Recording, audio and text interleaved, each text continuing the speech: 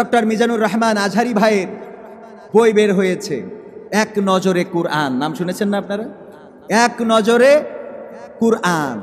এই বইটা বের হয়েছে। এই বই সাধারণ মানুষদের কোরআন বোঝাতে সহযোগিতা করবে আলহামদুলিল্লাহ। এই বইটা অ্যাভেলেবেল না, বিক্রি করার জন্যে যেই প্রকাশনী থেকে বইটা বের করা হয়েছে সিন্ডিকেট বলি আমরা দমন করার জন্যে, অথচ ডক্টর মিজানুর রহমান আজহারি ভাইয়ের বইটা নিয়ে সিন্ডিকেট চলছে। দুঃখজনক এবং বলতে বাধ্য হচ্ছি যে এই বইটা বিক্রি করার জন্যে ওপেন পাবলিক তো করেই দেয় নাই। আমি ব্যক্তিগতভাবে আমি ওই প্রকাশনীর সাথে নিজে যোগাযোগ করেছি যে ভাই, আমি এই বইটা, আমার তো অনেক শুভাকাঙ্ক্ষী আছে যারা প্রত্যাশা করে যে আমাদের কাছে চাইলে এই বইটা পাওয়া যাবে, তো আমি কিছু কপি আপনাদের কাছ থেকে সংগ্রহ করতে চাই, যেই কপিগুলো আমি আমার যারা ভক্ত ভালোবাসার মানুষ আছে তাদের কাছে দিতে চাই। বলল যে আপনি নিতে পারবেন, যদি আপনি গিফট দেন তাইলে নিতে পারবেন, যদি আপনি বিক্রি করতে চান তাইলে আপনাকে এই বই নেওয়া হবে না। আমি বললাম যে 100 খান বই নিতে গেলে প্রায় 1.5 লাখ টাকা। কয় লাখ টাকা? 1.5 লাখ টাকা। কারণ যে বইটার দাম হওয়া 500 থেকে 600 টাকা দাম, সিন্ডিকেট করে এই বইটার দাম দিয়েছে 1500 টাকার উপরে, এবং এই বই বিক্রি করার জন্য আবার 12 লক্ষ টাকার লটারির ব্যবস্থা করেছে। কয় লক্ষ টাকা? 12 লক্ষ টাকা। মানে আপনি এই বই কিনবেন, কেনার পরে ওরা একটা লটারি দিবে, যেই লটারি হারাম, সেই লটারির ব্যবস্থা করেছে যে এই বই কেনার পরে আপনার একটা লটারি দেওয়া হবে। পরে তারা কতজন কিনেছে তাদেরকে লটারিতে বিজয়ী করে সর্বপ্রথম যে পুরস্কার পাবে সেই পুরস্কারটা হলো কি? 12 লক্ষ টাকা। তো ওই লটারি আর এই লটারির মধ্যে পার্থক্য কি থাকলো? আছে কোনো? সিন্ডিকেট করে সেই বইটা, অনেকেই এটাও মনে করতে পারেন যে আমি হয়তো বা বই কিনতে পারি নাই বলে বলতেছি, বাস্তবতা বলতেছি, কিনতে পারি নাই শুধু আমি না, অসংখ্য আমার মতো মানুষ যারা এই বইটা মানুষের দ্বারে দ্বারে পৌঁছে দিতে চায়, মানুষের দরজায় পৌঁছে দিতে চায়। এই সত্যায়ন প্রকাশনী নামের একটা প্রকাশনী এই বইটাকে সিন্ডিকেট করে মাত্র 4টা গ্রুপ দিয়ে বইটা বিক্রি করতেছে, যা দাম না তার থেকে বেশি দামে, আবার লটারি নামক হারাম জুয়ার ব্যবস্থা করেছে, বলেন নাউজুবিল্লাহ। এবং এটা করে ডক্টর মিজানুর রহমান আজহারি ভাইয়ের বইটার, শুধু বইটার না বরং তার সম্মানটাকে ক্ষুণ্ণ করছে, তার সম্মানটাকে ক্ষুণ্ণ করছে। কারণ ডক্টর আজহারির বই যদি আজকে এখানে নিয়ে আসা হয়, আপনারা নেবেন না? বলেন নেবেন কি না? এখানে সবাই চাইবে যে আমি পড়তে না পারি আমার পুত্রবধূ পড়ে শোনাবে, আমি পড়তে না পারি আমার স্ত্রী পড়বে, আমার সন্তান পড়ে শোনাবে। এই বইটা অ্যাভেলেবেল করা হয় না, এই বইটা অ্যাভেলেবেল দিচ্ছে না, এই বইটা অ্যাভেলেবেল আপনার কাছে পৌঁছানোর ব্যবস্থা করা হচ্ছে না। অথচ ডক্টর মিজানুর রহমান আজহারি ভাই উনি আমাদের মাহফিলে বলেছেন, আপনাদের জন্য সুসংবাদ, আমি একটা উপহার এনেছি, সেটা হলো এক নজরে কোরআন, যেটা পড়লে গোটা কোরআনের অনেক বিষয় আপনি খুব সহজে বুঝতে পারবেন। অথচ এটা অ্যাভেলেবেল করা হলো না, সিন্ডিকেট করেছে এই প্রকাশনী, করে এই বইটাকে এইভাবে বিক্রি করা হচ্ছে বাংলার জমিনে, এই বাংলাদেশে। তো এই জন্যে মানে সব কাজ যে আল্লাহর সন্তুষ্টির জন্য হয় তা কিন্তু না, এটা মাথায় রাখবেন। সব কাজ, আজকের মাহফিল আমি আগের দিন এসে এখানে দাঁড়িয়ে বলে গিয়েছি যে আমি আজকে এখানে আসব, এটা কার জন্যে? আল্লাহর জন্য। কিন্তু আমাকে যদি মাহফিলে নিতে চান, ওইটা আর আল্লাহর জন্য হবে না, ওইটা হবে টাকার জন্য। আমি আমার কথা, আমার দুর্বলতা, বাস্তবতা ক্লিয়ার বলে গেছি কিনা? মুয়াজ্জিন এখানে সাক্ষী, মুসাল্লি যারা ছিল তারাও সাক্ষী যে আমি আগামী শুক্রবার এসে আপনাদের সামনে বয়ান করে যাব, কিছু দেওয়া লাগবে না, আমার তেল খরচে আমি আসব, চলে যাব। আজকে যখন সন্ধ্যাবেলা ফোন দিয়েছেন আমি বলেছি খাবও না, কিন্তু বলেছি কি না?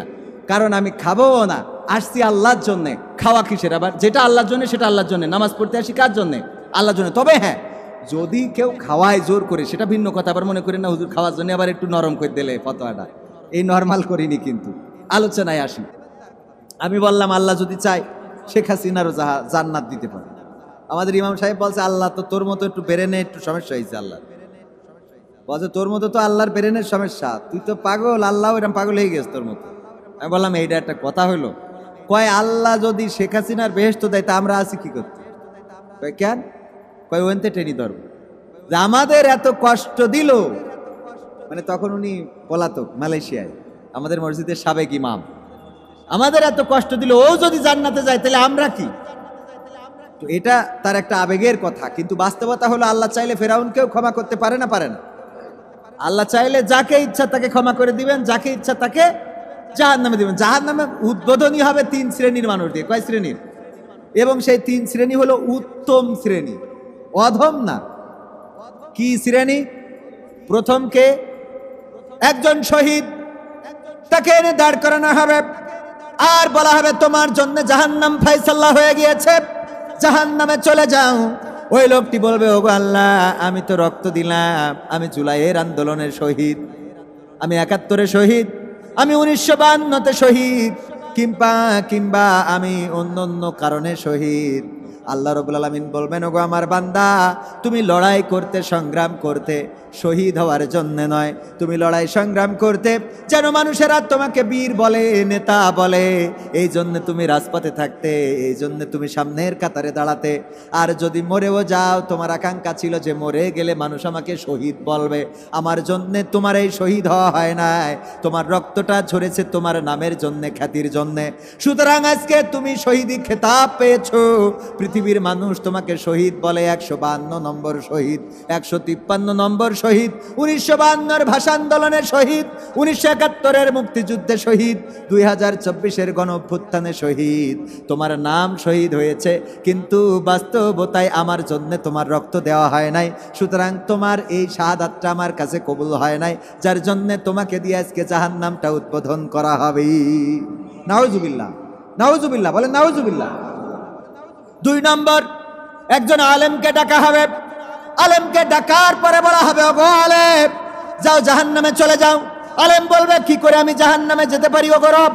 আমি তো দুনিয়ার পরে ছিলাম মাদানি, আমি ছিলাম আজহারি, আমি ছিলাম মাক্কি, আমি ছিলাম জিহাদি, আমি ছিলাম আজাদি, আমি ছিলাম বিপ্লবী, আমি ছিলাম তুফানি, আমি ছিলাম আমফানি, আমি ছিলাম টর্নেডো।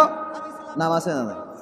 সব বক্তার নামের শেষে শেষে একটা করে যে টাইটেল, এইগুলো হলো এক একটা ভণ্ডামি, ভণ্ডামি, ভণ্ডামি। এক একটা কি ডামি? সবগুলো ভণ্ডামি। কবির বিন সামাদের নামের শেষে নাই বলে মনে করেন না যে নাই বলে বলছে, আমিও আমার নামের শেষে তো একটা লাগালি লাগাতে পারি না? আমি তো মাঝে মাঝে বলি যে না হলে উগান্ডাতে ঘুরে এসে লাগাই দিই, কবির বিন সামাদ উগান্ডি দেওয়া যায় কিনা? একটা লাগাইলেই হয়। একজন দেখলাম নাম, আমাদের দেশে কাতারি চেনেন কিনা আপনারা? কাতারি মানে কি? উপায় যেটা দিয়ে না, কাতারে থাকার কারণে এক হুজুর বাংলাদেশে এসে নামের শেষে লাগাইছে অমুক মাওলানা কাতারি। সত্য, আল্লাহর ঘরে বসে কোন বানানো কথা একটাও, এখানে যা বলেছি একটাও বানানো কথা বলি না, বাস্তবতা যা চোখের সামনে পড়েছে তাই বলছি এবং তাই বলি। নামের শেষে জিহাদি, বিপ্লবী, আজাদি, মাক্কি, মাদানি, আজহারি যাই লাগান না কেন, এই নাম দিয়ে জান্নাত পাওয়া যাবে না, এই নাম দিয়ে বেহেশত পাওয়া যাবে না। ওগো আমার ভাইয়েরা, ওই দিন এই আলেমদেরকে ডেকে বলা হবে তুমি দুনিয়ার পরে বড় আলেম হতে চেয়েছিলে, দুনিয়ার পরে তুমি চেয়েছিলে তোমারে যেন মানুষ আলেম বলে, তোমারে যেন মানুষ দেখে বলে এত বড় বক্তা।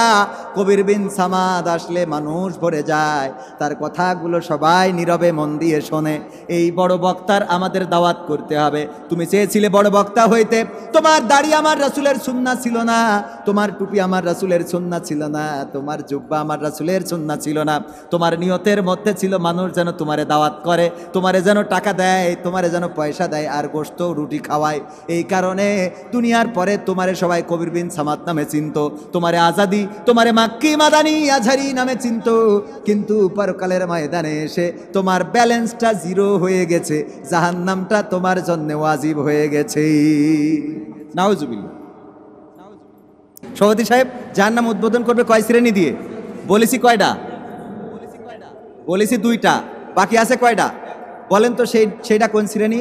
কোন একজন মুয়াজ্জিন ইমাম বাদে কোন শ্রেণী? কোন একজন দানবীর। আমাদের ভাইজান বলতে পেরেছেন আলহামদুলিল্লাহ। আমি মাঝে মাঝে প্রশ্ন করি, আমি আপনাদের কাছে যাই প্রশ্ন করি, বলেন উজুর ফরজ কয়টা? অনেকেই বলে 3টা, অনেকেই বলে 4টা, কেউ বলে 7টা, কেউ বলে 13টা।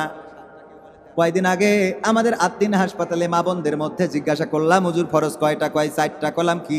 কয় জহর, আসর, মাগরিব, ইশা। হুজুর ফরজ জহর, আসর। ওগো আমার ভাইয়েরা, এই জন্য আমাদের ইসলামের বেসিক নলেজ জানার দরকার আছে না নাই? আমি একটা বই করেছি, basic knowledge of Islam, basic knowledge of ইসলাম।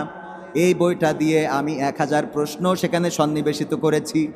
আমি নামাজের ন্যূনতম নিয়মকানুন, আমাদের দোয়া টয়লেটে যাওয়ার দোয়া, টয়লেট থেকে বের হওয়ার দোয়া, ঘুমাতে যাওয়ার দোয়া, ঘুম থেকে জাগার দোয়া, বাড়ি থেকে বের হওয়ার দোয়া, গাড়িতে চলার দোয়া, এমনিভাবে বেসিক যেগুলো সব সন্নিবেশিত করেছি। বইটার নাম হলো বেসিক নলেজ অফ ইসলাম। এই বইটা যদি আপনাদের ঘরে ঘরে একটা করে পৌঁছে যায়, এই বইটা প্রতিদিন যদি দেখেন, ইসলামের খুঁটিনাটি বিষয়গুলো যেইগুলো আমরা অনেক সময় জানি কিন্তু মনে হয় যে আসলে ঠিক বললাম না ঠিক বললাম, নামাজ পড়ি 5 ওয়াক্ত কিন্তু আরকান আহকাম মনে থাকে। আরকান আহকাম কয়টা? 13টা। অনেকের মনে থাকে না, জিজ্ঞাসা করলে বলতে পারে না। ভিতরের ফরজ কয়টা, বাইরের ফরজ কয়টা, ভিতরে 6টা, বাইরে কয়টা? 7টা। এগুলো মনে থাকে না, সবগুলো সেখানে দেওয়ার চেষ্টা করেছি। আমাদের কোন নবীর নাম কি জানি না, আমরা কোন ফেরেশতার কাজ কি জানি না, কয়জন শ্রেষ্ঠ ফেরেশতা আছে জানি না। এমনিভাবে ইসলামের কিছু বেসিক নিয়ম কানুন জানার দরকার আছে। জাহান্নাম উদ্বোধন করা হবে 3 শ্রেণীর মানুষ দিয়ে, আমাদের জানার দরকার আছে না নাই? কোন কোন শ্রেণী? আমি 2টা বললাম, আর একটা অনেকেই জানলেও বলতে সাহস করেননি, কিন্তু আমাদের ভাইজান বলেছেন। আর একটা শ্রেণী হলো দানবীর। এই মসজিদে টাকা দিল 50,000, ইমাম সাহেব বলল না রয়ে তাকবীর, মকসেদ ভাই 50,000 50,000, ঠিক না? এই তাকবীর দেয়া হলো। সবাই বলল আমাদের গ্রামের মকসেদ চৌধুরী, তিনি প্রতি বছর 50,000 টাকা করে দান করে। এত বড় দানবীর আর দেখি নাই। ওই লোকটার মনের মধ্যে যদি নিয়ত থাকে আমারে লোক দানবীর বলবে, তাইলে বিপদের কোনো শেষ নাই। পরকালে আল্লাহ ডাক দিবেন, দিয়ে বলবেন আসো গো দানবীর, তোমার জন্য জাহান্নাম বরাদ্দ, চলে যাও, তোমার সিট ওখানে। দানবীর বলবে ওগো আল্লাহ, কেমন করে হয়? আমি মাঠ পাড়ার মসজিদে টাইলস করে দিলাম, ফ্যান লাগিয়ে দিলাম, এয়ার কন্ডিশনের ব্যবস্থা করে দিলাম, আমি দোতলা করার জন্য ইট দিয়েছিলাম, সিমেন্ট দিয়েছিলাম, বালু দিয়েছিলাম। আল্লাহ আমাদের গ্রামের সবাই জানে আমি দানবীর, আমার এলাকার মানুষ জানে আমি দানবীর। এই দানবীর হয়ে কেমন করে তোমার জাহান্নামে যাব? কেন তোমার জাহান্নামে যাব? আমার আল্লাহ রাব্বুল আলামিন বলবেন ওগো বান্দা, তুমি চেয়েছিলে তোমারে যেন লোকেরা দানবীর বলে, এই জন্য লোকেরা তোমারে দানবীর বলেছে, বিনিময়ে তুমি আজকে এই পরকালে কিছুই পাও নাই, তোমার ব্যালেন্সটা 0 হয়ে গেছে। তোমার ব্যালেন্সটা 0 হয়ে গেছে। দান করতে হবে কার সন্তুষ্টির জন্য? গোপনেও করা যাবে, প্রকাশ্যেও করা যাবে। গোপনেও দিতে পারবেন, প্রকাশ্যেও দিতে পারবেন, কিন্তু যদি নিয়ত থাকে এমন যে আল্লাহ আমি দিলাম 50,000, ইমাম সাহেব যদি আমার নামে তাকবীর দেয়, দোয়া করে, তাইলে অন্য মানুষ আরো যারা আছে তারা উদ্বুদ্ধ হবে, তাইলে এরম প্রকাশ্যে দানে কোনো অসুবিধা, এরকম প্রকাশ্যে দানে কোনো অসুবিধা নেই। যে কবির বিন সামাদ 10,000 টাকা দিয়ে গেছে, এই মসজিদের লোকই না, তাও 10,000 যে দিয়ে গেলাম এই জন্যে যে আমি বাইরের লোক হয়ে দিলাম, তাহলে ভিতরের লোক আরো বেশি দেওয়ার দরকার আছে না নাই? এই কারণে যদি দেন, নিয়তটা যদি এমন হয়, তাইলে পরকালে কোনো, কারণ ইন্নামাল আমালু বিন নিয়াত, নিয়তের পরেই কর্ম নির্ভর করবে। আসুন, যে আয়াত নিয়ে আলোচনা করতে চেয়েছি, আমরা কবরের কাছে গেলে পড়ি প্রতিনিয়ত মানুষ মারা যায়। গত বছর যারা এই মসজিদে মুসাল্লি ছিল, আগামী বছর, এই বছর তারা নাই, আবার আগামী বছর, এই বছর যারা আছে আগামী বছর অনেকেই থাকবে। মসজিদে ইফতারির ব্যবস্থা করে, আপনাদের এখানে ছিল নাকি? ছিল মসজিদে ইফতারির। আমি প্রতি রমজানে চেষ্টা করি আমার গ্রামে মসজিদে ইফতার করার জন্য। যতদিন প্রবাসে ছিলাম করা হয় নাই, কিন্তু দেশে থাকলে মসজিদে যায়, মসজিদে মুসাল্লিদের সাথে বসে ইফতারি করি। যখন মসজিদে বসি, আজান দেওয়ার আগ পর্যন্ত দোয়া কালামের পাশাপাশি মাথার মধ্যে ঘুরপাক খায়, অমুক জায়গায় আমাদের তাহাজ্জুদ খালু বসতো, আজকে সেই মানুষটা দুনিয়ার পরে নাই। অমুক জায়গায় আমাদের রবিউল খালু বসতো, আজকে নাই। ওই জায়গাটায় আমি মাজিদ চাচাকে দেখি, সেই মাজিদ চাচা আজকে নাই। অমুক জায়গায় আমার ওয়াইদ ভাই এসে বসতো, আজকে সেই মানুষটা নাই। অমুক জায়গায় আমার চাচা এসে বসতো, আজকে নাই। অমুক জায়গায় গ্রামের অমুক মানুষ এসে বসতো, আজকে নাই। নতুন মানুষের জায়গাগুলো ভরে আছে, প্রথম মানুষগুলো চলে গেল। এই রমজানে যাদেরকে দেখি, এদের মধ্যে অনেককে আগামী রমজানে আর পাবো না। গত রমজানে যাদেরকে দেখেছি, তাদেরকে এই রমজানে অনেককে পাই না। এমন করতে করতে করতে করতে একদিন আমি থাকবো না, মসজিদে ইফতারি হবে, কিন্তু এই শত শত মানুষের মধ্যে আর কবির বিন সামাদের দেখা যাবে না। রমজান আসে, রমজান যায়। আমার জীবনে পেয়েছি এবারের রমজানে, আহারে রোজা শুরুর হওয়ার আগে মনে হচ্ছিল পাবো কি পাবো না। রমজানটা পাইলাম, রোজার মাসটা চলে গেল, হুট করে যেন ফুরিয়ে গেল। ওগো আমার ভাইয়েরা, আগামী বছর আবার এই রমজান পাবো, তার কোনো নিশ্চয়তা আছে নাকি? তার কোনো নিশ্চয়তা নাই, কোনো গ্যারান্টি নাই। রমজান নিয়ে আলোচনা করলে রাত পার হয়ে যাবে, ওদিকেও যাব না। যে কথাটা বলার জন্য বললাম, এমনি ভাবে এই মসজিদের মুসাল্লিরা এই জুমায় যারা আসলো, এই কাতার যারা ভরপুর করে দিল, এমন হয়ে যায় আগামী জুম্মায় তাদের মধ্যে একজন নাই।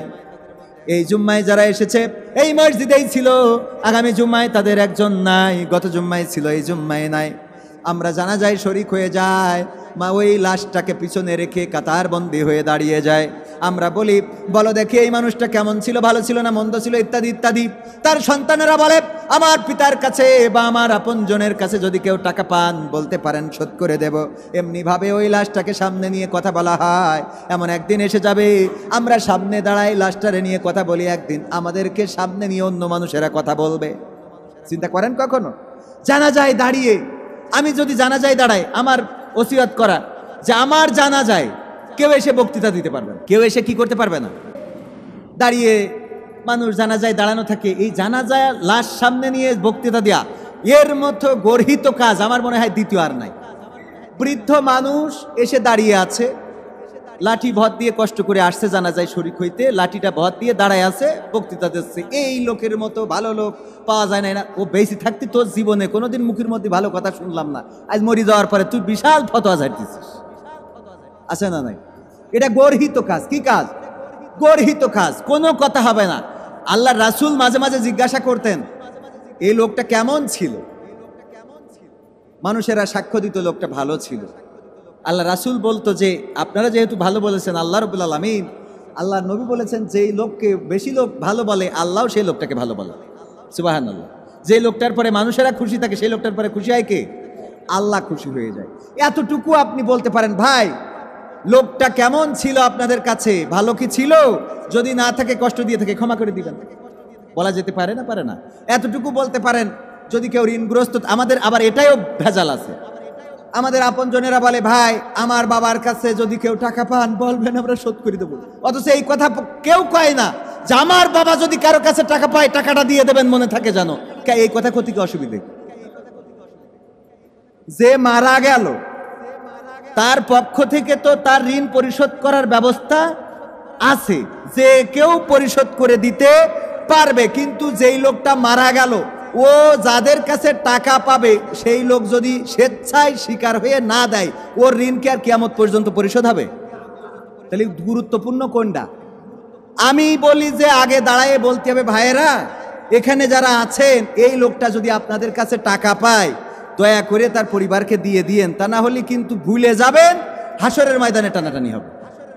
এইটা না বলে উল্টো। আমাদের দেশের কাজই হলো বেশিরভাগই উল্টো। বেশিরভাগ কি? হাল খাতা। হাল খাতায় যে সারা বছর ধরে বাকি নাই, হাল খাতায় আসে না, 3 বছর ধরে ওর কাট দিচ্ছে। আর যে সারা বছর নগদ খেয়েছে, ওর চেনে না, ওর চেনে না। কাট দেয় যে বাকি খেয়ে তেস মেরিয়ে ওর থুই দিয়েছে, ওর জন্য ওর ব্যবসা আটকে যাচ্ছে। ওর দাওয়াত করে এনে তে বাবা আইসো, তাও এসে 1000 টাকা বাকি, 300 টাকা দেয়, ওর মিষ্টি দেয়। আর যে 5000 টাকার বাজার করেছে, ওর একটা কার্ড যায় না। হ্যাঁ, বাকিও হাল খাতা করে, সভাপতি সাহেব বলতেছে। তাহলে এগুলো উল্টো কিনা? আপনাদের কাছে আমার কথাগুলো অযৌক্তিক মনে হলেও আমি এই যুক্তির মানুষ। তো আমার বাড়িতে বলা, যেমন আমার বাড়িতে আরো একটা ওসিয়ত করা, আমি মারা যাওয়ার পরে আমার কোনো ঋণ আমার পরিবার শোধ করতে পারবে না। আমার কোনো ঋণ আমার পরিবার শোধ করতে পারবে, কেউ যদি এসে টাকা চায় দিবে না। আর আমি যদি কোথাও ঋণ করি, এতটুকু বলি যে আমার পরিবার শোধ করবে না, মারা যাওয়ার পরে যদি মাফ করে দিতে পারেন তাইলে আমাকে দিবেন, যদি না পারেন তাইলে ছয়। কারণ কি? কারণ আমার বাবা মারা যাওয়ার পরে আমরা আমার বাবার ঋণ শোধ করতে করতে জমি শেষ করে ফেলেছি, ঋণ শোধ হয় নাই। আমাদের বাবার ঋণের কারণেই মূলত আমি আমার হোটেল থেকে শুরু করে ঢাকা গার্মেন্টস, প্রবাস জীবন পর্যন্ত পরিশ্রম করতে হয়েছে।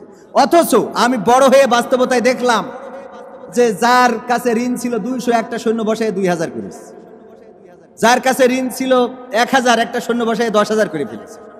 কারণ আমি 2-1 জায়গায় ঋণ নিয়ে দেখলাম যে টাকা দিই, খাতায় ওঠে না। হাল খাতার কার্ড দেয়, নিয়ে যেয়ে বলি খাতা বের করেন, আর আমি দিছি বের করেন। ভাই একটা টাকা উঠিনি। হ্যাঁ আপনি, আমি বাস্তবতা বলছি, আল্লাহর কসম, আল্লাহি দায়িত্ব নিয়ে বলছি, অসংখ্য বার পেয়েছি যে হাল খাতার কার্ডের সাথে আমার টাকা দেওয়ার। অনেক সময় লেনদেন হয় না, সিমেন্ট নিচ্ছি, বালি নিচ্ছি, পাইপ নিচ্ছি, কারণ ভাই এটা লাগবে দিয়ে দিন, পরে যে টাকা দিচ্ছি ও টাকা আর খাতায় ওঠে না, পরে যে হাল খাতার কার্ড। অসংখ্য ব্যবসায়ী। এই জন্য আমার বাড়িতে বলে রাখা, খবরদার, আমি পরকালের ময়দানে যা হয় হবে, কিন্তু আমার ঋণ পরিশোধ করা হবে। আমার জানাজায় কেউ দাঁড়িয়ে ওই বক্তৃতা দিতে পারবে না, কারণ আমার এখন মানুষ মারে, পিটায়, ও আমার আটকায়, আমার নামে অবাঞ্ছিত ঘোষণা করে, ব্যানারটা নাই, আমার বাড়ি খাবার থাকে না, আমার গাড়ি পাংচার হয়, যে কেউ একজন এসে নাট খুলে দেয় না। মরি যাওয়ার পরে আমি বিশাল পরেশগার, সারা জীবন বলল নাট্যকার, টিকটকার, ইউটিউবার, ভণ্ড, এই সেই এত কিছু বললে পরের দিন যে এই কবির ভাইয়ের জানা যায় যে বলবে অনেক বড় ক্ষতি হলো। এই আলগা দরদ, আই এম সরি, আলগা দরদের কোনো দরকার।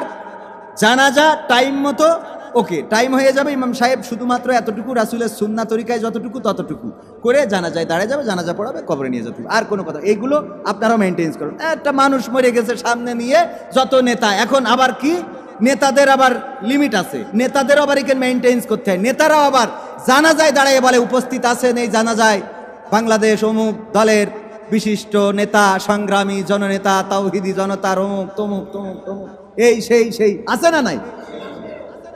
যেন রাজনৈতিক মঞ্চ, যেন রাজনৈতিক জনসভা, যেই জানা যায় এই জাতীয় বক্তৃতা দেওয়া হবে, জানাজা বয়কট করে চলে যাবে। কারণ পরিবর্তন আপনাকে দিয়ে শুরু করতে হবে, আপনি শুরু করেন। আপনি যদি পরিবর্তন শুরু না করেন, পরিবর্তন আসবে সামনে পিছন থেকে বলবেন। আমি এক জানাজায় দাঁড়ালাম, ওইরকম আমি বলবো না সেই দলের নাম, এক এক করে বক্তৃতা দিতেই আছে এক এক দলের। হঠাৎ করে আরেকজনে এসে, ভাই সামনে আসেন, দেখে এনে বক্তৃতা, দাঁড়ায় থাকতে থাকতে যান শেষ। চৌগাছা, পাশাপোলে, স্থানের নাম বললাম, দলের নাম না বল। আমি দাঁড়িয়ে বললাম, আমি পিছন থেকে বললাম, আর কতক্ষণ দাঁড়িয়ে থাকবো এভাবে? একটা জানাজায় আপনারা রাজনৈতিক মঞ্চ বানিয়ে ফেলেছেন, এটা যেন জনসভার ময়দান। জানাজা জনসভা? সারা জীবন ওয়াজ করে ভালো বানাইতে পারেন না, এক জানাজায় 5 মিনিটে সব যেন আজকে ভালো বানায় জান্নাতে দিয়ে দেবেন। এইগুলো করা যাবে? এগুলো করবেন না, এগুলো খবরদার করতে দিবেন না। ওসিয়াত করবেন, ওসিয়াত। যদি কেউ মারা যায়, 4টা হক রেখে যায় পরিবারের পরে। কয়টা হক? এটাও আমার ওই যে কুইজের বইয়ে আছে। কয়টা হক আমরা অনেকেই জানি না। 1 নম্বর হক হলো পরিবারের পরে যে মারা যাবে তার 1 নম্বর হক হলো যত দ্রুত সম্ভব তার দাফন কাফনের ব্যবস্থা করা। 1 নম্বর হক কি? তার দাফন কাফনের ব্যবস্থা করা। 2 নম্বর হক হলো তার যদি কোনো ওসিয়ত থাকে, সেই ওসিয়ত পালন করা। 3 নম্বর হক হলো তার যদি কোনো ঋণ থাকে, সেই ঋণটা পরিশোধ করা, আর তার কাছে যে পাবে সেটাও আদায় করা। আর 4 নম্বর হক হলো যদি তার সম্পদ রেখে যায়, সেই সম্পদটা সুষম বন্টন করা। কি বন্টন? সুষম বন্টন। বাপ মারা গেছে, ভাই বুনি ডেকে এনে গরুর গোশত খাওয়ায় দুকান শাড়ি দিয়ে বলে, ওই দরগাতলার জমি বলছিলাম যে ওইটা তুই কি করবি, দেখ তোর তো বিপদে পড়লে আমাদের কাছে আসা লাগবে, তা তোর ভাইপোর একটু বিদেশ পাঠাবো, ইটালি জাতির 8 লাখ লাগছে, তো মনে করছিলাম তুই যদি ওই অংশটুকু বেঁচে দিতিস বু, তাহলে ব্যাস। এটা কিন্তু করা যাবে না, আপনি হক বিনষ্ট করলেন। ওই বোন যদি অনিচ্ছা সত্ত্বে স্বাক্ষর করে, এর জন্য আপনার পরকালের ময়দানে হিসাব দিতে হবে। এত সোজা মনে করি না জান্নাত। আমি বলি যে যদি আপনার এরান্দা বাজারে 1 শতক জমি কেনেন, কয় টাকা লাগবে? 1 শতক জমি 2 লাখ 3 লাখ আছে না? 5 শতক জমি কিনতে গেলে যদি 10 লাখ লাগে, 2 লাখ করে। জান্নাত এত মূল্যবান, যেখানে টেনশন নেই, যেখানে চিন্তা নেই, বোর কোনো অভাব নেই, যৌবন থাকবে, বৃদ্ধ হবেন না, ফল পাকড় যা কিছু আছে খালি বলবেন, গালের কাছে চলে আসবে, উপর দিয়ে পাখি উড়ে যাবে, মনে হবে ওই পাখিটা দেখতে সুন্দর, খাওয়া গেলে ভালো হইতো, ওইটাই ভুনা হয়ে সামনে চলে আসবে। আপনার অভাব থাকবে না, ঋণ থাকবে না। গোলাম আজম রাহিমাহুল্লাহ বলেছিল যে জান্নাতে একটা জিনিসের অভাব। কিসের অভাব? একটা জিনিসের, বলতে পারবেন কেউ? একটা জিনিসের অভাব থাকবে, সেটা হলো অভাবের অভাব। কিসের অভাব? অভাবের অভাব থাকবে, সেখানে কোনো অভাবই থাকবে না। মানে এই অভাবটাই কি, এটাই মানুষ বুঝবে না। অনেকেই বলে না যে সোনার চামচ নিয়ে জন্ম হয়েছে, সোনার চামচ গালে নিয়ে তোমার জন্ম, এই জন্য তুমি কষ্টটা বোঝো না, এরকম একটা কথা আছে না? তো এই জন্য জান্নাতে যারা যাবে তারা অভাব বুঝবে না। এই জান্নাত পৃথিবীর মানে 10 গুণ বড় হবে, যে সবচেয়ে ছোট জান্নাত পাবে। তো এড়ান্দার বাজারে যদি 5 শতক জমি কিনতে 10 লাখ টাকা লাগে, এই পৃথিবীর থেকে দামি কোটি কোটি কোটি গুণ দামি, যেখানে আমৃত্যু মানে মৃত্যুই হবে না, ওই জায়গায় ঢুকবেন আর জীবনে মরবেন না, ওইভাবেই থাকবেন, যৌবন থাকবে, বউ থাকবে, সব থাকবে। সেই জান্নাতে যাওয়ার জন্য ওই জমির জন্য কয় টাকা দাম ওই জান্নাতের হতে পারে বলেন? চিন্তা করা যায়। ওই জান্নাতের জন্য আল্লাহ কিছু কাজ দিয়েছে, যে তোমরা আমার খুশি অর্জন করো, নামাজ পড়ো, রোজা রাখো, হজ করো, যাকাত দাও, দান করো, সাদাকা করো, অল্প কিছু কাজ। ফজরের নামাজ পড়ে আপনি কাজে গিয়েছেন, মাঠে আপনি খেতে কাজ করতেছেন, ইবাদতের কাজ হলো নিয়তের পরে। আপনারা জানেন, অনেক ইমাম সাহেব উদাহরণ দেয় যে একপাশে একটা জানালা রেখেছেন, নিয়ত হলো এই জানালা দিয়ে যেন আজান প্রবেশ করে। তো আজান প্রবেশ করার নিয়ত, এখন ওই জানালা দিয়ে বাতাস ঢোকে কিনা, আলো ঢোকে কিনা, থুতু ফেলা যায় কিনা, ওই বাতাস দিয়ে চোর এসে কিনা দেখা যাবে কিনা, সব হবে। নিয়তটা ছিল কি আজানের, সব হবে, পাশাপাশি সোয়াব আপনার এক্সট্রা। সুবহানাল্লাহ বলবেন না? আর নিয়ত হইলো যে জানালা এটা রাখলাম যেন ফাগুনে হাওয়া আসে, যেন একটা ঠান্ডা বাতাস পাই, যেন বাইরে দেখতে পাই। নিয়ত নেই আজানের, তাইলে জানালা হইলো কিন্তু সোয়াব হইলো না। নিয়ত করবেন। যাই হোক, 10 মিনিটের মধ্যে আলোচনা শেষ করব। মৃত্যুর কাছে আসি, যেখানে গিয়েছিলাম। প্রতি সপ্তাহে, প্রতি বছর, প্রতি মাসে আমাদের এর সম্মুখীন হতেই হয়। কেউ না কেউ চলে যায়, এই পৃথিবী থেকে একজন চলে যায়। তাই আমাদের কিছু মনে হয় না যে একজন গেল, সবাই তো আছে। কিন্তু এই একজন করে সবাই চলে যায়, কেউ থাকে না। কেউ আজ থেকে 100 বছর আগে যারা এই রাস্তা দিয়ে চলতো, তাদেরই ছিল এই দুনিয়া। তারাই মনে করতো আমরাই তো 100 বছর আগে। 100 বছর আগে যারা ছিল, একজনও কি আছে? একজনও নাই। আবার আজ থেকে 100 বছর পরে আমরা যারা মনে করছি এই দুনিয়াটাই আমাদেরই তো দুনিয়া, 100 বছর পরে এখানে একজনও গ্যারান্টি দিতে পারবেন না যে আমি থাকব। 100 বছর পরে এই দুনিয়া আমাদের কারোরই থাকবে না। এই যে একজন চলে যায়, আমরা বুঝি না, মনেই কিছু দাগ কাটে না যে মা আছে, বাবা আছে, ভাই আছে, বোন আছে, একজন তো গেল। কিরা গেল? দাদা গেল, দাদাই মরেছে, আর তো কেউ মরে নাই। এই দাদা মরতে মরতে সব দাদাই মারা যায়, সবাই মারা যায়, সবাই চলে যায়। চিন্তা করেন কখনো জানাজায় দাঁড়িয়ে বক্তৃতা না, বরং জানাজায় দাঁড়িয়ে চোখ বুঝে চিন্তা করবেন, আজকে যার জানাজা পড়ছি, সামনে যে লাশটা, আমার একদিন এভাবেই কাফনের মধ্যে ঢুকে যেতে হবে, আমার খাটিয়াটা সামনে থাকবে, আমাকে নিয়ে আমার আপনজনেরা এভাবেই জানাজা পড়বে, আমি নিথর নিস্তব্ধ হয়ে থাকব। কবরে যখন নামাবে, তখন আপনি নামানোর সময় চিন্তা করবেন, এই যে বিদায় দিচ্ছে, এভাবেই তো আমাকে একদিন বিদায় করা হবে, এভাবেই কবরে ঢুকানো হবে, বাঁশগুলো গেড়ে দেওয়া হবে, আমি মাটি নিয়ে দাঁড়ায় আছি, একদিন এরাই আমার জন্য মাটি নিয়ে দাঁড়িয়ে থাকবে। এই চিন্তাটা ওই জায়গা থেকে করেন। ওই বক্তৃতা শোনার দরকার নেই। ও বক্তৃতা এসে ওর নিজের নেতা জাহিরি করার জন্য, বিশাল নেতা, তাই ও নেতার বক্তৃতা শোনার দরকার নেই। আপনি নিজেই ওখানকার চিন্তাশীল হয়ে যান। ওই চিন্তা থেকে এবার আসেন, আলোচনায় আসি। সেটা হলো আমরা কবরে নামানোর সময় যে আয়াতটা পড়ি, মিনহা খলাকনাকুম ওয়া ফিহা নুঈদুকুম ওয়া মিনহা নুখরিজুকুম তারাতান উখরা। এই আয়াতটা ওই কবরে পড়ার জন্য নয়। এই আয়াতটা পড়ে আমরা এই আয়াতের পরে জুলুম করি। কি করি? জুলুম করি। পড়া জায়েজ নেই বলবো না, কিন্তু এই আয়াতটা ওখানকার জন্য না। এই আয়াতটা ওখানকার জন্য না, তাহলে কোন জায়গার জন্য সেটা তো বোঝানোর দরকার আছে না নাই? আল্লাহর নবী মুসা আলাইহিস সালাম যখন নবী হয়ে গেলেন, আল্লাহ রাব্বুল আলামিন বললেন, যাও ফেরাউনকে দাওয়াত দাও, তারে ফিরাও, ইসলামের পথে আসতে বলো, কোরআনের পথে আসতে বল। তখন তো কোরআন নাই, তখন কি ছিল? তাওরাত। মুসা আলাইহিস সালামের পরে নাজিল হয়েছিল কি? তাওরাত। দাউদ আলাইহিস সালামের পরে নাজিল হয়েছিল কোনটা? জাবুর। হযরত মুহাম্মদ সাল্লাল্লাহু আলাইহি সাল্লামের পরে কোনটা? আর ঈসা আলাইহিস সালামের পরে কোনটা? ইনজিল বা বাইবেল বলে থাকে। ওগো আমার ভাইয়েরা, এগুলো জানার দরকার। আল্লাহর নবী মুসা আলাইহিস সালামের পরে যখন তাওরাত নাজিল হলো, বলল যাও যে ফেরাউনকে ঠান্ডা করো, তাকে ফিরাও, সে অধ্যত্ত করতেছে, সে এমন কিছু করতেছে যাতে করে তার বাংলাদেশে থাকা হবে না, ভারতে যাওয়া লাগতে পারে। যাও সাবধান করো, সাবধান করো। মুসা আলাইহিস সালাম বললেন যে যদি আমার কথা না শোনে, বলল তুমি তারে নিদর্শন দেখাবা। কি নিদর্শন? লাঠি ছেড়ে দিবা, সাপ হয়ে যাবে। যদি তাও না শোনে, বগলে হাত ঢুকাবা আর বের করবা, তাতে হাত আলো নূর ঝমকাতে থাকবে। যদি তাও না শোনে তাইলে কি করব? আল্লাহ রাব্বুল আলামিন বললেন, তখন সুন্দর করে তারে ওয়াজ শোনাবা। বলল, আমি যে ওয়াজ শোনাবো আমার তো কণ্ঠ ভালো না, তাইলে কি করব? হারুনের নবুয়ত দাও। হারুন বক্তা ভালো, বলে ভালো, সুর ভালো, কণ্ঠ ভালো, সুতরাং হারুনের যদি দাও তাহলে ওর আমি সাথে করে নিয়ে যাব। বক্তার দাম আছে না নাই? বুঝেন, যারা অনেকেই মনে করে বক্তাদের সব জানা থাকবে এমন কোনো কথা না, বিশাল বড় আলেম হইতে হবে এমন কোনো কথা না। কণ্ঠ দেওয়ার মালিক কে? সুর দেওয়ার মালিক কে? আল্লাহ সুর দিয়েছে। তাই মুসা আলাইহিস সালাম বললেন যে, আল্লাহ আমার তো কণ্ঠের সমস্যা, আমার জড়তা আছে, আমার থেকে আমার ভাই হারুন সে বক্তা ভালো, সুর ভালো, তার যদি আপনি অনুমতি দিয়ে নবী বানাই দিতেন তাহলে ওরও সাথে করে নিয়ে যেত। হুজুর ঠিক বলছি তো? হারুন আলাইহিস সালামকে নবী বানালেন, চলে গেল ফেরাউনের দরবারে। আল্লাহ শিখিয়ে দিলেন, এখন ফেরাউনকে সুন্দর করে বলো, মিনহা খলাকনাকুম ওয়া ফিহা নুঈদুকুম ওয়া মিনহা নুখরিজুকুম তারাতান নুখরা। তাইলে আয়াতটা কোন জায়গার জন্য এসেছে? কার জন্য?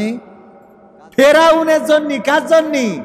কিছুক্ষণ আগে একটা আয়াত পড়লাম, ইসমাইল আর ইব্রাহিম আলাইহিস সালামের আয়াত, মনে আছে কিনা? আল্লাহ পুরনো অনেক আয়াত রেকর্ড করে দিয়েছেন। যেমন আল্লাহ পৃথিবী সৃষ্টির আগে যে ফেরেশতাদের সাথে মিটিং, এই মানুষ সৃষ্টির আগে মিটিং করলেন, সূরা বাকারার মনে হয় 33 না 34 নম্বর আয়াত, ওয়াইজ ক্বালা রাব্বুকা লিল মালাইকাতি ইন্নী জাইলুন ফিল আরদি খলিফা তাজআলু ফিহা মা ইউফসিদু, এই আয়াতটা ইলাল আখিরি আয়াত। তো এই আয়াতটা আল্লাহ কোন সময়ের আয়াত?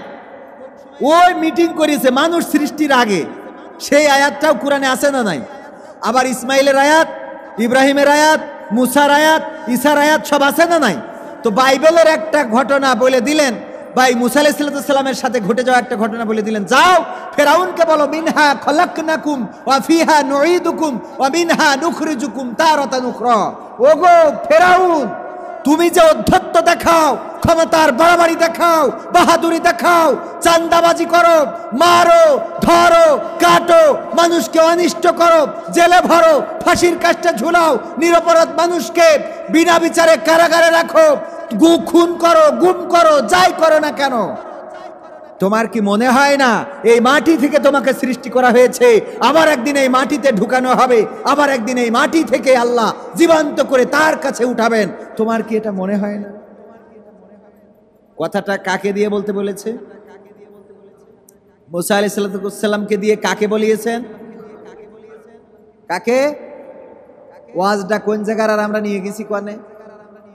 সবচেয়ে ক্ষমতাধর তখন মিশরের, এত ক্ষমতাধর, আমি বলি হাসিনা তো খালি কইছিল যে আমি 41 সালের আগে ক্ষমতা ছাড়বো না, আর নমরুদ, ফিরাউন তারা বলল যে আমি আল্লাহ। নাউজুবিল্লাহ।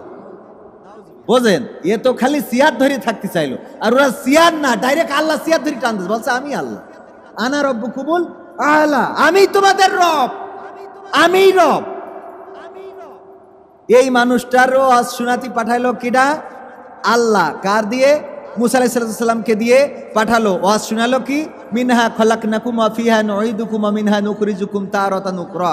আর এই ওয়াজ আমরা ওই জায়গায় বলা বাদ দিয়ে নিয়ে যেয়ে কবরে লাগাইছি। সহ্য না করি পারা যায়? কথা বুঝেছেন কিনা আমার? কোন জায়গার ওয়াজ কোনে লাগাইছি বোঝেন? তার মানে এখন তালি বলেন যে এই ওয়াজ কোনে করতে হবে, এই ওয়াজ করতে হবে। গ্রামে মনে করেন সভাপতি, উনি কুরবানি দিচ্ছে না, টাকার তো অভাব নাই, যে বলেন মিনহা খলাকনাকুম ওয়া ফিহা নুঈদুকুম ওয়া মিনহা নুখরিজুকুম তারাতান উখরা।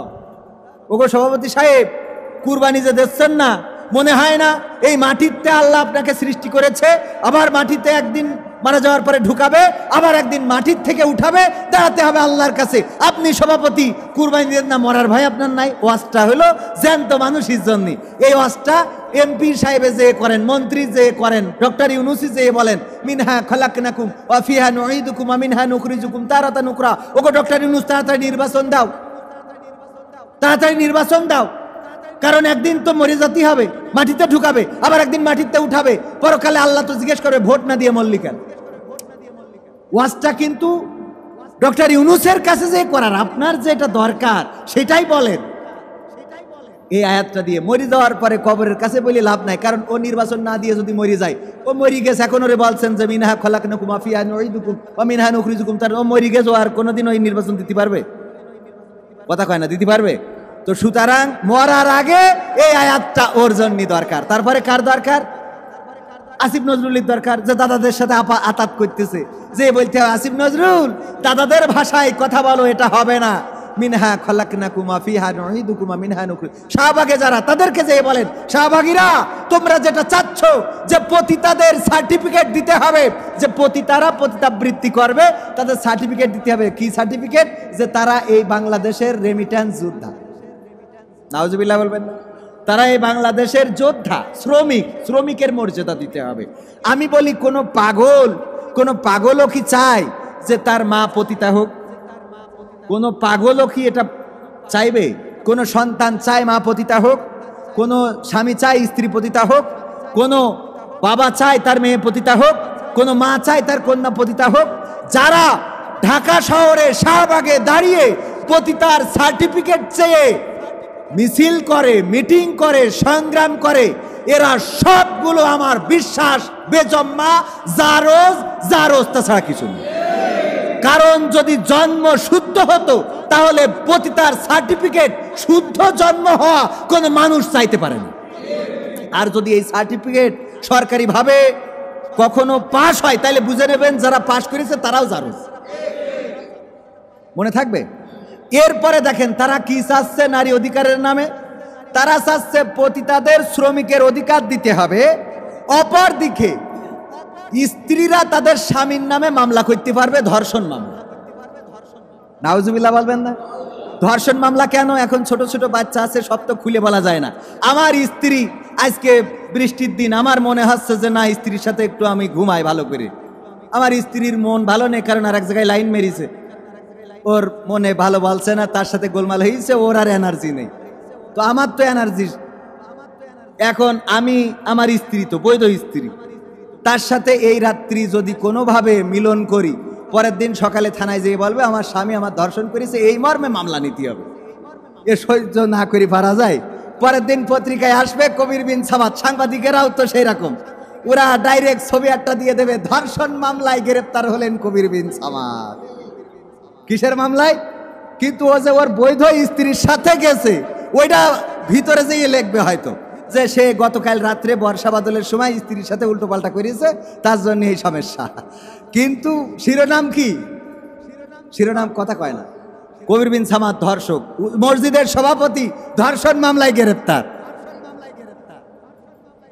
ছবি বুড়ো বয়সে কমেন্টে লিখতে থাকবে, আরে বুড়ো এই বয়সেও তোর এখনো, হ্যাঁ কথা কয় না। এই আইন এই নারীবাদীরা চাচ্ছে, অথচ বিশ্ব নবী সাল্লাল্লাহু আলাইহি সাল্লাম বলেছেন যদি উটের পরে সফর করো, এই সময়ও যদি স্ত্রীর কাছে স্বামী প্রত্যাশা করে যে এই উটের পরে আমরা দৈহিক সম্পর্কে লিপ্ত হব, ওই স্ত্রীর না করার অধিকার নেই। রাসূলের সুন্নাহ এবং কোরআনে আল্লাহ বলেছেন যে নারীরা হলো, স্ত্রীরা হলো তোমাদের ক্ষেত স্বরূপ, তোমরা যেভাবে ইচ্ছা তাদের কাছে গমন করো। সুবহানাল্লাহ বলবেন না? নারীদের প্রশান্তির জন্য আল্লাহ তৈরি করেছে, পুরুষ আর নারী আল্লাহ বানাই দিয়েছে। গরু গাভীর সাথে ষাঁড় গরু দিয়েছে, আমরা ধাড়ি বলি, ধাড়ির সাথে পাঠা দিয়েছে, মুরগির সাথে মোরগ দিয়েছে, প্রতিটা জিনিসের আল্লাহ তৈরি করে দিয়েছে। এই নারীরা এখন চায় আমরা ছেলেই বিয়ে করব, মেয়েই বিয়ে করব। এগুলো বাচ্চারা আছে, ও সব কথা না বলি, এদের কিভাবে মাইতে হবে আপনি চিন্তা করেন। এইগুলো এই বাংলাদেশে যারা করতে চায় তারা কি তাদের জন্ম শুদ্ধ আপনারা মনে করেন?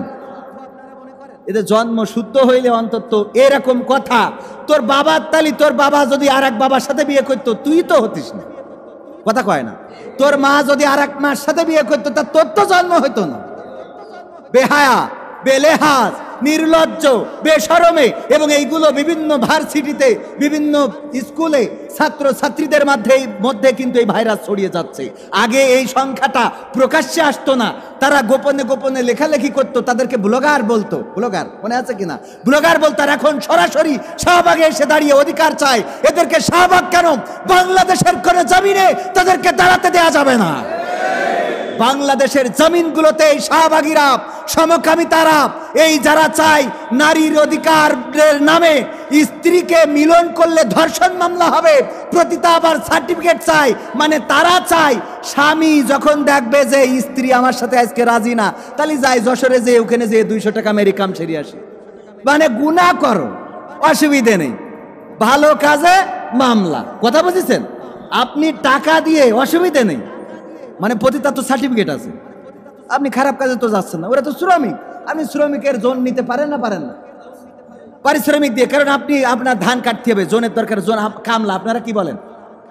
আমরা জোন বলি, আপনারা জোনই বলেন। যশোরের মানুষ যেহেতু, তো জোন নেওয়া লাগে ধান কাটার জন্য, তো টাকা দিয়ে জোন নিই। ও যদি ধান কাটতে নিয়ে যেয়ে বলি এই ক্ষেত না ওই ক্ষেত কাটো, কাটতে রাজি না? রাজি না, কাটতে হবে। এ নিয়ে কেউ কি খারাপ বলে?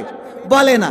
কিন্তু ওরা সেইটা চায় যে শ্রমিক হবে পতিতারা, তাদের কাছে কেউ যাওয়া এটা মনে করবে খারাপ কিছু না। ও জোন সভাপতি সাহেব একটা শ্রমিক নিয়ে আইলো যশোরের, খুব সুন্দরী সভাপতি একটা শ্রমিকে নিছে, মনে শ্রমিক মনে করবে। আর স্ত্রী মামলা করিস, ধর্ষণ মামলা, কারণ জোর করে স্ত্রীর কাছে গিয়েছিল। এই আইনগুলো কি বাংলাদেশে হতে দেওয়া হবে? প্রতিটা মানুষকে সচেতন থাকতে হবে, সোচ্চার থাকতে হবে। মাথায় রাখবেন, আপনার আমার সন্তান কিন্তু এই সব শয়তানদের ফাঁদে পা দিয়ে নষ্ট হয়ে যাচ্ছে। আপনি নিজেও জানেন না, কয়দিন আগে একজন সন্তান তার পিতাকে ছুরি মেরে মেরে মেরে ভিডিও করে অনলাইনে ছেড়েছে, দেখেছেন না? দেখেন নাই? এই পিতা কি কোনোদিন কল্পনা করেছে যে এই সন্তান তাকে এইভাবে বিভৎসভাবে হত্যা করে ভিডিও করে আবার অনলাইনে দিয়ে বলবে যে এখন কেমন লাগে? চিন্তা করা যায়? আপনার ঘরে সন্ত্রাসী তৈরি হচ্ছে, ঐশী তৈরি হচ্ছে। এই সন্তানটা মেয়ে, কিন্তু তার পোশাক লেবাসে বোঝাই যায় না সে মেয়ে। তার ছেলের মতো চেহারা, ছেলেদের সাথে বন্ধুত্ব, ছেলেদের সাথে বা মেয়ে মেয়ে কিভাবে উল্টো পাল্টা কাজকাম করে বেড়ায়, বাবা বাধা দেয়, এই জন্য বাবাকে হত্যা করা হলো। ভাইরা আমার, আপনার ঘরে আপনার সন্তান এই হয়ে যাচ্ছে কিনা, তার জন্য কি করা লাগবে? তাদেরকে তদারকি, তাদের হাতে কোরআনটা তুলে দিতে হবে, হাদিস তুলে দিতে হবে, পরকালের ভয়। যেভাবে ইসমাইল আলাইহিস সালামকে হাজেরা এবং ইব্রাহিম আলাইহিস সালাম মানুষ করেছে, সেইভাবে সন্তানদেরকে মানুষ করতে হবে। মনে থাকবে? আজকের আলোচনা আর বাড়াতে চাই না, 9টায় শেষ করতে চাইলাম, একটু বেশি হয়ে গেল। শেষ কথা যেটা বলতে চাই, আজকের আলোচনার বিষয়বস্তু থেকে, আলোচ্য বিষয় থেকে আমরা যেটা পেয়েছি সেটা হলো কুরবানি করব। এটা আমাদের উপরে, সামর্থ্যবানদের উপরে ওয়াজিব। সন্তানকে যদি নবীরা কুরবানি করতে পারে, আমরা একটু সম্পদ স্যাক্রিফাইস করা যায় না? এটা করব। কুরবানি করে গোশের বন্টনে আপনাদের আর একটা ফতোয়া দিয়ে যায়। এই ফতোয়াগুলো তো অনেকেই অনেকভাবে দেয়, মুফতি মাওলানারা দেয়। আমি একটুখানি বসেন, এই ফতোয়াটা দিয়ে যায়। সেটা হলো গোশত বন্টনে আমরা নিরেট 3টা ভাগ করি। কয়টা ভাগ? 3টা ভাগ করি। 30 কেজি গোশ হইলে 10 কেজি 10 কেজি 10 কেজি, 10 কেজি গরিব দুঃখী, 10 কেজি আত্মীয়, আর 10 কেজি আমি। না, আপনি 3 শ্রেণীর মানুষের মাঝে বন্টন করবেন। কয় শ্রেণী? 3 শ্রেণী: গরিব দুঃখী, প্রতিবেশী, আত্মীয় স্বজন। হ্যাঁ, গরিব দুঃখী, প্রতিবেশী, আত্মীয় স্বজন আর নিজের। গরিব দুঃখী, প্রতিবেশী, আত্মীয় স্বজন আর নিজের পরিবারের জন্য। যদি পরিবারের সদস্য বেশি হয়, তাইলে 30 কেজি গোশ যদি হয় আপনার কুরবানির ছাগলের অথবা গরুর, পরিবারে আপনার লোক বেশি, আপনি 15 কেজি রাখতে পারবেন, অসুবিধা নেই। আপনি 20 কেজি রাখতে পারবেন, কোনো অসুবিধা নেই। এবার 5 কেজি গরিব দুঃখীর দেন আর 5 কেজি আত্মীয় স্বজনের দেন, সমস্যা নেই। আবার যদি আত্মীয় বেশি হয়, তাহলে আত্মীয়দের আপনি 20 কেজি দিতে পারবেন। যদি এমন মনে হয় যে আমারও দরকার নেই, আত্মীয়েরও দরকার নেই, আমি গরিব দুঃখীর দিলেই মিটে যাবে, কারণ সবাই আমরা কি স্ট্যান্ডার্ড, আমাদের অভাব নেই। সুতরাং সব গোশ যদি বন্টন করে দেন, তাও কোনো অসুবিধা নেই। আবার যদি এমন হয় যে আপনার পরিবার আত্মীয়েরই দরকার, গরিব দুঃখীর দেওয়ার সুযোগ নেই, তাইলে পরিবার আর আত্মীয়ের মধ্যে দিলেও হবে। কথা কি বোঝা গেছে? কথা ক্লিয়ার তো? এইবার গেল, এটা গেল।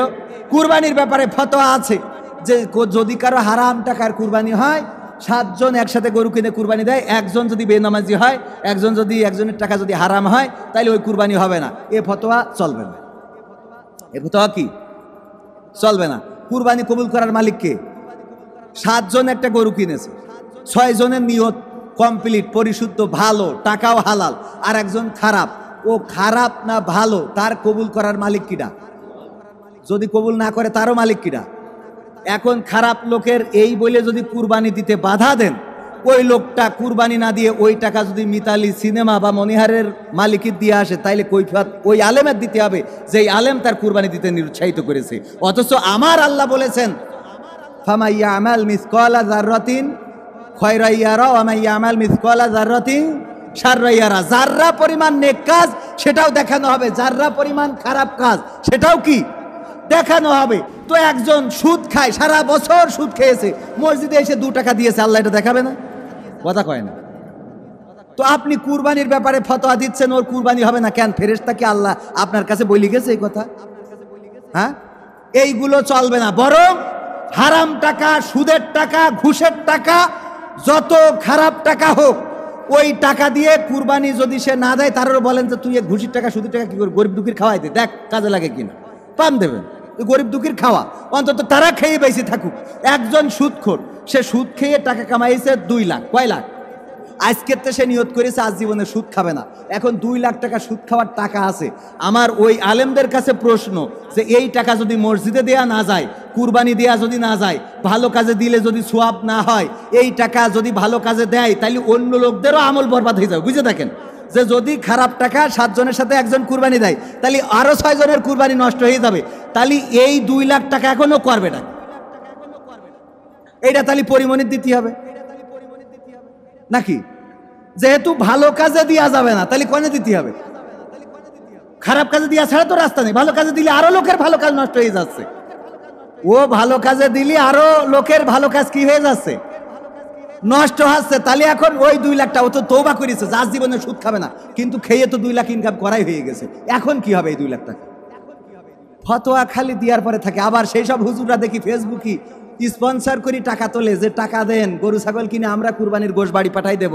তা ওই টাকার মধ্যে যে হারাম টাকা ঢুকছে না, তার গ্যারান্টি কি? সুতরাং যারা ওই যে টাকা নিয়ে পরে আবার কুরবানির গোশ বাড়ি পাঠাচ্ছে, ওখানে টাকা দিলি হাজার হাজার মানুষের টাকা নষ্ট হয়ে যাচ্ছে। সুতরাং ওখানে না দিয়ে বাড়ি কুরবানি করে দেন। কথা কি বোঝা গেছে? আমার কথা মনে হয় আপনাদের মনে হয় ক্লিয়ার করতে পারিনি, পারিছি কিনা? আমার কথার সাথে অনেকেই দ্বিমত হইতে পারেন, বাস্তবতা এইগুলো। জি ভাই, আসে নামাজ পড়ে, আপনি বলেন তোমার দাড়ি নাই, আবার নামাজ পড়ো, ও নামাজ পড়তে পায় কিনা, ও দেখবেন পরে রক্তে আসা বন্ধ করে দেবে।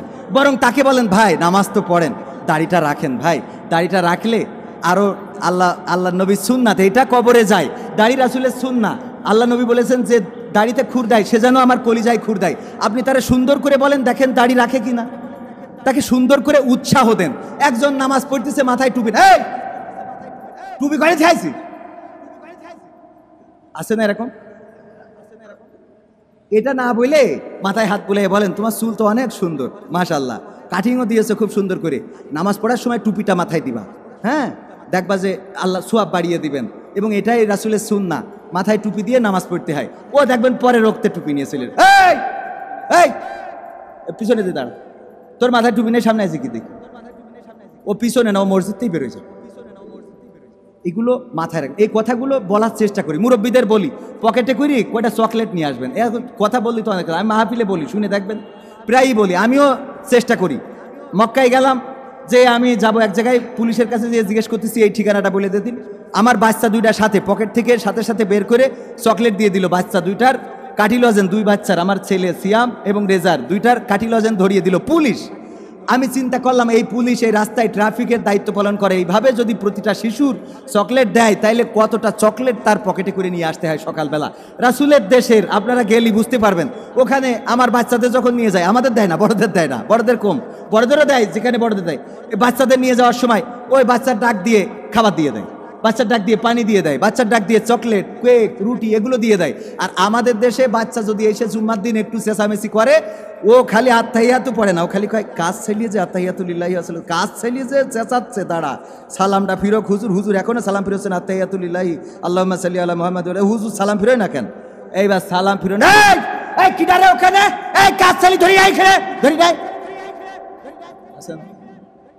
ওই বাচ্চারা ওই যে ভয় পেয়ে চলে গেল, আর মসজিদে ঢুকবে?